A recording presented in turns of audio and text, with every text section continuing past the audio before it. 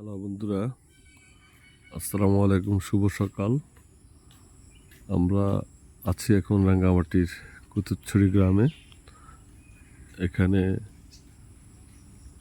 আমাদের এক বন্ধু নিরূপণ চাকমা, তার বাড়িতে ছিলাম গতকাল রাত্রে। আমার জীবনের সবচেয়ে সুন্দর এবং অন্যরকম একটা রাত্রি যাপন করেছি এই চাকমাদের সাথে, আদিবাসীদের সাথে। তাদের জীবন চলার পথ, তাদের সংস্কৃতি, তাদের ঘর বাড়ি, যে তাদের এটা হলো তাদের বাথরুম, এখানে হলো গোসলখানা, এটা হচ্ছে রান্নাঘর, এটা হচ্ছে থাকার ঘর। আশেপাশে পাহাড়ের আশেপাশে তাদের লাগানো, নিজের হাতে লাগানো গাছপালা, গাছ, ফল গাছ বিভিন্ন, ওই যে পাহাড়ে চড়ে আছে। এখান দিয়ে আপনার আখের ক্ষেত, জাম্বুরা গাছ, কাঁঠাল গাছ, সেগুন গাছ, অনেক, একদম পাহাড়ের মাঝে চারিদিকে সবুজ।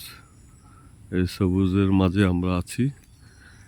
আমরা আজকে চলে যাব নোয়াখালী, কিন্তু আজকে একটি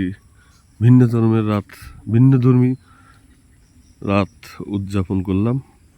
অনেক ভালো লেগেছে। পাহাড়ের মাঝে থেকেছি, জীবন কখনো থাকি নাই, আজকে রাত্রিটা থেকেছি, অনেক ভালো লেগেছে। এখন সকালবেলা ঘুম থেকে উঠেছি, চারিদিকে সবুজ, পাখির কিচিমিচি আওয়াজ, মুরগির ডাক। এই যে অনেকগুলো মুরগির সামনে, ওই যে দেখেন পাহাড়িরা মাত্র ঘুম থেকে উঠছে, বিভিন্নভাবে তাদের সকালবেলা দৈনন্দিন কাজ করতেছে।